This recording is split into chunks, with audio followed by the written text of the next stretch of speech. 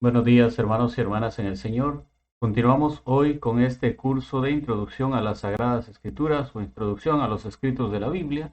Y hoy contemplaremos la lección número 7, siguiendo siempre la secuencia que hemos traído de estos pequeños videos acerca de la historia de la salvación, de un resumen de lo que es la historia de la salvación. Vamos a contemplarlo diciendo, en el nombre del Padre, del Hijo, del Espíritu Santo. Amén. Ven Espíritu Santo, llena los corazones de tus fieles, enciende en ellos el fuego de tu amor. Envía, Señor, tu Espíritu Creador y se renovará la paz de la tierra.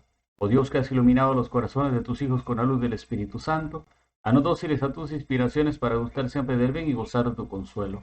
Por Jesucristo nuestro Señor. Amén. Un pueblo bajo la alianza. Como vimos en la lección anterior, el pueblo de Israel había sido oprimido, había sido esclavizado en Babilonia y había sido llevado al exilio.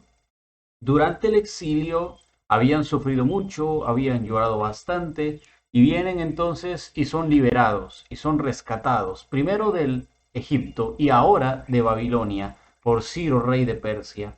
Y vienen ahora, regresan y vuelven a caer nuevamente en esto, en crear una alianza con Dios. Y aquí vamos a centrarnos más en la alianza después del paso del Mar Rojo.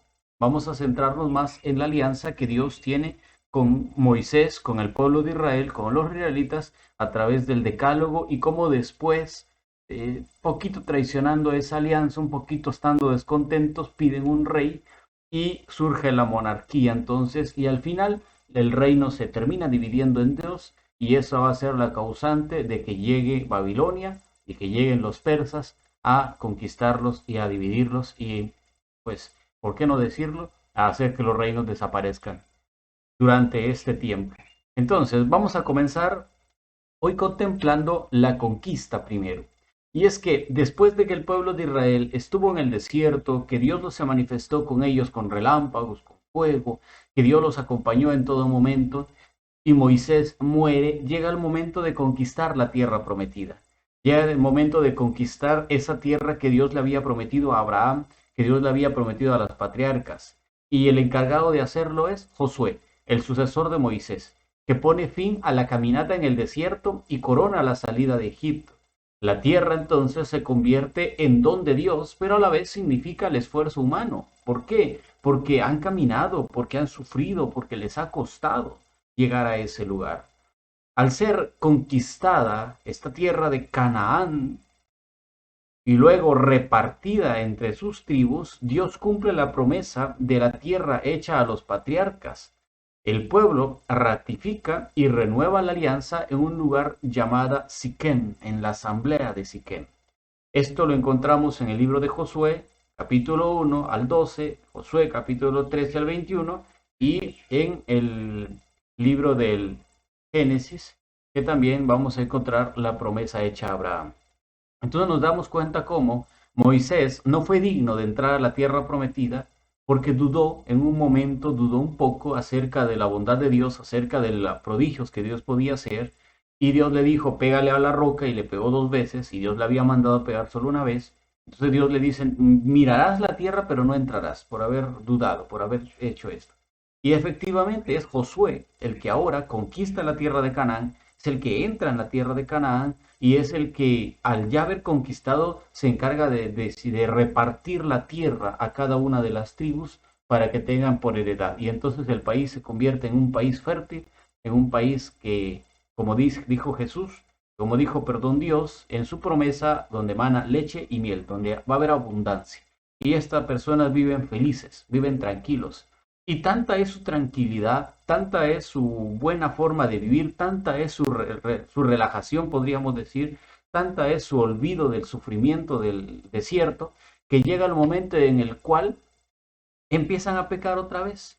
El pueblo se vuelve rebelde contra Dios, con quien le había pactado la alianza, a quien le habían prometido serle fiel, y Dios les dijo, si ustedes me son fieles, yo les soy fieles, y el pueblo había prometido ser fiel, se había comprometido con Dios a no fallarle, a siempre estar unido a Él, y el pueblo peca, se rebela contra Dios, Entonces Dios los castiga, enviándoles otras naciones que los oprimen, que les hacen la guerra, que los vencen muchas veces, que les quitan pequeños territorios de la tierra.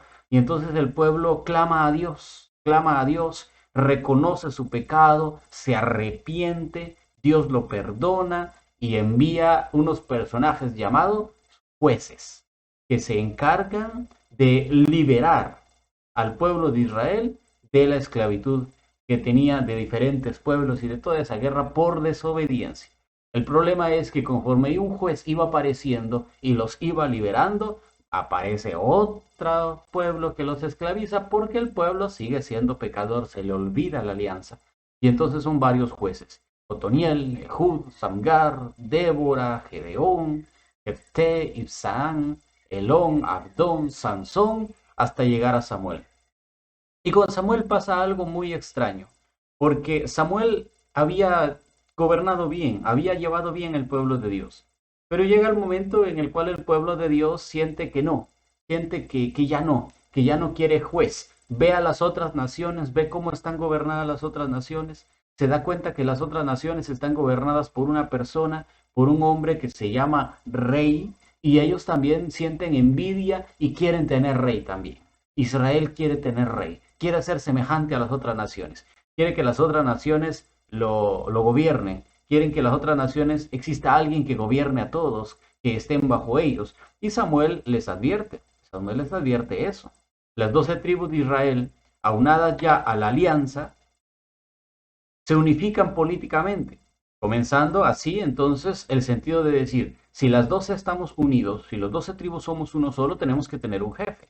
Y por tanto le piden a Dios, por medio de Samuel, que les dé un rey, imitando lo que hacían los pueblos vecinos. Esto lo encontramos en 1 de Samuel 8:5, como por necesidad interna, para protegerse contra la invasión, porque si alguien nos golpea, si alguien viene a hacernos la guerra, ¿quién nos va a dirigir? Como para tener una figura de alguien que está enfrente. Samuel, el último juez, hace ver que Dios es el auténtico rey de su pueblo y a la vez contesta los peligros de una monarquía autoritaria ilimitada. La historia del pueblo se encarga de mostrar que esos peligros fueron una realidad y que la auténtica función del rey, asegurar la paz exterior y proteger a los débiles y explotados haciendo justicia, pocas veces se cumplió con fidelidad. ¿Por qué? Porque cuando ya llegaban al reinado se les olvidaba proteger al pueblo y se llenaban de lujo, se les olvidaba a los pobres, los más necesitados, y pasaban ellos felices en la parte de arriba. Y eso siempre ha sido así. Cuando uno llega al poder, sea político, sea social, sea lo que sea, siempre se le gusta andarse dando privilegios en lugar de recordarse de dónde vino, de dónde estaba y de quiénes son los que realmente son los súbditos del reino. El primer rey, porque son varios reyes, desde Saúl hasta los últimos reyes, cuando llegaron la época del exilio de Babilonia y de los persias en relación a Samaria y Jerusalén, hay un montón de reyes, pero sin lugar a dudas, tres de los principales reyes, porque son los que llevan las primeras líneas, son Saúl, David y Salomón. Saúl, el primer rey, esto lo encontramos en 1 Samuel 4:11. Su reinado es incipiente y no logra unificar todas las tribus. Desgraciadamente, le fue infiel a Yahvé. Esto provocó que, a pesar de que Samuel lo había ungido y que Dios lo había escogido como el primer rey de Israel, Dios lo cambia y le dice, ya no está a mi favor contigo, porque no me fuiste fiel, porque no fuiste como deberías de haber sido, y entonces escoge a un pequeño, a un simple campesino de nombre David, a un simple pastor de ovejas. David, sucesor de Saúl, es el primero que reina, de hecho, sobre todas las tribus. Acordémonos que Saúl no había podido unificar todas las tribus. David une todas las tribus del sur y del norte sobre Judá e Israel. Conquista Jerusalén y traslada allí el arca de la alianza, símbolo de la presencia de Dios con su pueblo. Convierte así a Jerusalén en el centro religioso y político del pueblo. Quiere construirle a Dios una casa, un templo, pero él no se lo permite, pues no es un Dios de la historia que va de un lado a otro, que no puede ser localizado ni manipulado al antojo del hombre. Dios le promete a David, en cambio, que le construirá una casa, una dinastía, es decir, que siempre habrá en el trono de Judá un descendiente de la familia de David. Es la promesa mesiánica de la dinastía de David que encontramos en 2 de Samuel 7. Por eso, no obstante sus pecados, porque el rey David cometió adulterio y cometió asesinato, pero aún así Dios lo perdona. Dios lo ve con buenos ojos y David quedará como tipo o figura de rey del Mesías, como un rey modelo que siempre estuvo atento a las necesidades del pueblo. Como un tercero, el hijo de David, fruto de esa relación con Betsabé, que era la esposa de Urías y con la cual David cometió adulterio y por eso mandó a matar a Urías. Betsabé es la madre de Salomón, hijo de David. Fue el sucesor de David. Se distingue porque Salomón tenía una sabiduría, unas riquezas y unas grandes construcciones. A él le corresponde el honor de la construcción del templo de Jerusalén. Por eso se le llama como el templo de Salomón, porque fue él el que construyó ese templo. Desgraciadamente, a causa de muchas mujeres extranjeras, porque tuvo 1000 mujeres entre esposas y concubinas, se apartó de la alianza con su Dios y se fue a los otros dioses. Adoraba a los dioses de sus mujeres, porque tuvo esposas egipcias, esposas persas, esposas de Babilonia, y cada una de ellas traía sus dioses.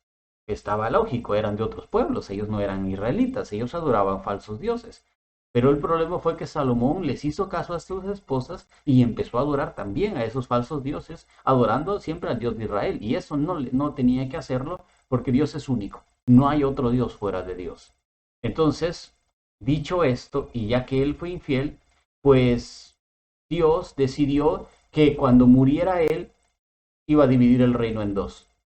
Ya no iba a ser nuevamente un solo reino, sino que iba a empezar la división. ¿Por qué? Porque Salomón le fue infiel, pero en agradecimiento y recordándose de las promesas que le hizo a David, no iba a dividir el reino en la época de Salomón por las promesas que le había hecho a David, sino después de la muerte de Salomón con sus hijos. Y eso es lo que pasó. A la muerte de Salomón se hace patente el descontento del pueblo, especialmente los del norte, que se habían visto cargados con fuertes impuestos. ¿Por qué? Porque en el sur gobernaba Roboam, hijo de Salomón, que pretendía oprimir más. Surge el cisma político-religioso. El pueblo se divide en dos reinos, el de Israel o del norte y el de Judá o del sur. En el norte gobernaba Jeroboam y en el sur gobernaba Roboam. Jeroboam y todos los reyes que siguen después no pertenecían a la familia de David y eso lo vamos a ver. En cambio Roboam sí. El pueblo se divide en dos reinos, entonces el reino de Israel, que es el norte, y el reino de Judá, que es el sur. Cada uno con sus propias capitales, sus propios centros de culto. Poco a poco el pueblo junto con sus dirigentes se va olvidando de la alianza nuevamente. Se olvida de la alianza pactada con Dios. Y el reino del norte entonces, o de Israel, tuvo primero como capital a Siquem. Acordémonos que fue el reino que se dividió porque estaba descontento. Tuvo como capital a Siquem, luego a Tirsá y por último se quedó como capital a Samaria, que después fue conquistada y desapareció. Este reino del norte comprendía casi 10 tribus de Israel. La tribu de Efraín, de Manasés, de Rubén, de Gad, de Dan, de Neftalí, de Aser, de Zabulón, de Isaacar y parte de la tribu de Benjamín. Sus 19 reyes, hasta el momento de haber sido deportados y desaparecido el reino del norte, iniciando con Jeroboam, no pertenecían a la familia de David, sino que ellos solos se habían puesto. Ellos dijeron, vamos a separarnos y vamos a nombrar un rey de aquí, y nombraron a Jeroboam. Y todos sus descendientes fueron peleándose y matándose entre unos y otros y llegando al reino con tal de estar ahí. Pero ninguno era descendiente de David. Tampoco tenían el centro religioso de Jerusalén, sino que ellos tenían su propio centro religioso, construyeron sus grandes templos, construyeron sus falsos dioses y los adoraban en un lugar llamado Dan y en otro lugar llamado Betel. Y prácticamente era falso todo ese culto que hacían y por eso Dios fue castigándolos y fue culpándolos y los llevó hasta el exilio. Fueron famosos sus profetas no escritores, porque en ese reino del norte surgieron grandes profetas como lo es Elías y su discípulo Eliseo, que defendieron la fe verdadera en medio de un pueblo pecador. Y también los profetas que escribieron textos como Amós y Oseas, Amós del amor de Dios y Oseas. Vemos todo esto que destruyeron todo eso que tenían los asirios en la deportación del Reino del Norte en el año 722 hacia Asiria. Y si nos damos cuenta de esto, a pesar de que ellos se habían apartado de Dios, de que se habían alejado de Dios, Dios no se aleja de ellos y les suscita 4 grandes profetas: Elías, Eliseo, Amós y Oseas, grandísimos profetas, especialmente Elías, que le mostraron al pueblo que estaban equivocados, que tenían que regresar al verdadero origen, al reino del sur, en Jerusalén, donde estaba el templo de Salomón. El problema es que el reino del sur, o Judá, tuvo como capital política religiosa a la ciudad de Jerusalén y comprendía prácticamente 2 tribus: la de Judá, que ya se había anexado al territorio de la Simeón, y parte de la tribu de Benjamín. Sus 19 reyes, iniciando con Roboam, sí pertenecieron a la dinastía de David, eran sucesores de la familia de David. En el campo religioso fueron famosos los intentos de reformas hechos por los reyes Ezequías en el siglo VIII, Josías en el siglo VII. Entre sus profetas, porque también hubieron grandes profetas aquí, podemos enumerar a Miqueas, a Isaías, a Sofonías, a Nahum, a Habacuc y al profeta Jeremías. En el año 597, todo antes de Cristo, los babilónicos hicieron la primera deportación. En el 586 destruyeron Jerusalén y incendian el templo y hacen la segunda deportación a Babilonia. Y nos damos cuenta cómo un resto queda ahí cuidando todo esto. Un resto queda ahí en el pueblo de Israel, que son los que van a estar después cuando regresen de la deportación en Babilonia. Entonces vemos cómo siempre el pueblo de Israel, el pueblo de Judá, a pesar de que ellos habían quedado como los verdaderos, como los que realmente están de parte de Dios, resulta de que se olvidan de Dios otra vez. Se olvidan de todo y vuelven otra vez a pecar, y por eso Dios les manda a todos estos profetas que les hacen ver sus errores, sus castigos y la consecuencia de su mal. Todo esto los llevará entonces al exilio. Pero durante este tiempo, como ya hemos señalado, surgieron profetas que son llamados preexílicos porque fueron surgidos antes del exilio o antes del destierro de Babilonia. Su mensaje fundamental fue la denuncia de los pecados del pueblo y el anuncio del castigo que les esperaba si no cambiaban, si no dejaban de ser pecadores. Se les llama también profetas escritores porque sus oráculos o palabras han llegado hasta nosotros en escritos hechos ordinariamente por discípulos después o generaciones posteriores. Las características que podemos resumir son en las siguientes líneas. Son hombres de Dios, porque por Él han sido llamados a predicar con su palabra, con sus acciones simbólicas y con su misma vida el mensaje de Dios. Todos ellos, todos los profetas, están convencidos de que es Dios el que los ha llamado, es Dios el que los ha levantado y es Dios el que los ha llevado. Son hombres de espíritu. ¿Por qué? Porque Él es el que inspira a los profetas y quien los invade con su fuerza arrolladora. Porque son hombres libres que se enfrentan a toda clase de personas e instituciones. Están llenos del Espíritu de Dios. Son hombres que a veces no saben, les cuesta hablar, les cuesta comportarse, que nunca han sido profetas ni nada por el estilo y de repente se llenan del Espíritu de Dios y empiezan a hablar en nombre de Dios y tienen una fuerza tan dura para hablar en nombre de Dios.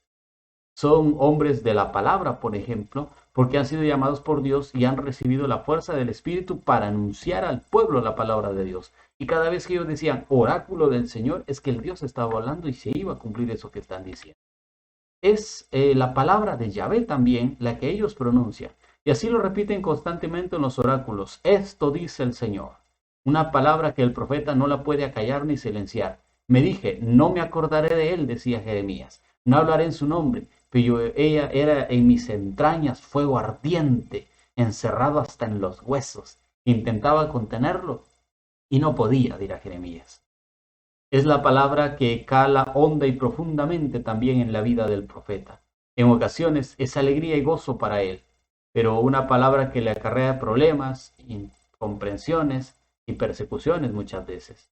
Es la palabra de la tradición actualizada también, que está enraizada en el pasado, en la alianza y en los beneficios que Dios ha hecho por su pueblo. Es la palabra que interpela porque llega a lo más profundo del corazón, provoca una respuesta que no puede dejar indiferentes y ante lo que no podemos permanecer neutrales. Anuncia la presencia de Dios en la historia de la salvación divina para el pueblo, pero también denuncia los pecados del pueblo, los pecados de injusticia y de falsedad, los pecados de falso culto y de hipocresía que pretenden sobornar a Dios mediante puros ritos, prácticas culturales y oraciones sin tener una verdadera fe. Pecados que consisten en una falsa seguridad, creyéndose que como son el pueblo elegido por Dios nunca podrán ser eliminados. Pecados de sus dirigentes, falsos profetas, sacerdotes malos, reyes injustos. Pecados de idolatría que por la relación matrimonial entre Yahvé y su pueblo se convierten en adulterio y prostitución. Pero a pesar de eso, son hombres del pueblo, porque a él son enviados y le sirven auténticamente comunicándoles la palabra de Dios. Como vemos entonces, esta lección número 7 se ha dividido en esto, en irnos mostrando cómo el pueblo sale del desierto, llega a la tierra prometida, entra a los jueces que son enviados para liberar al pueblo de Dios de los castigos de los opresores, y luego piden reyes, llegan los reyes son desobedientes, dividen el reino, y al final tanto el reino del norte, conquistado por los persas y los asirios, como el reino del sur, Jerusalén, conquistado por los babilónicos y llevados a la deportación, terminan en la total esclavitud. Gracias por haber estado pendiente de nosotros en esta lección número 7. Si Dios quiere, nos vemos en la lección número 8. Ave María Purísima, sin pecado concebida. En el nombre del Padre, del Hijo, del Espíritu Santo. Amén.